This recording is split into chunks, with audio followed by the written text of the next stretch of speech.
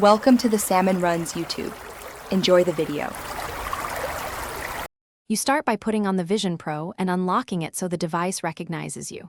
Once done, go straight to Settings and tap Users and Accounts. You want Add Guest now, not a full user. You must choose basic restrictions immediately, block purchases, disable camera or microphone if desired, because they define the guest experience.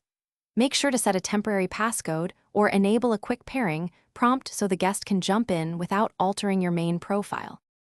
You now configure the middle details that determine what a guest can do and why those choices matter.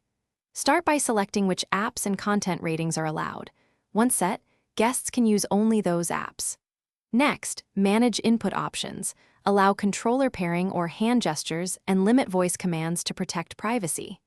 Finally, establish time limits, Wi-Fi permissions, and where temporary files go, because this keeps your data separate and avoids accidental sync or purchases while they explore.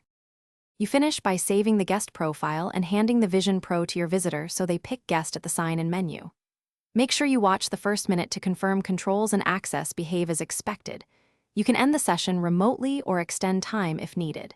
If something goes wrong, guest can't sign in or apps are missing, restart the headset, reopen settings and reset the guest profile or adjust permissions.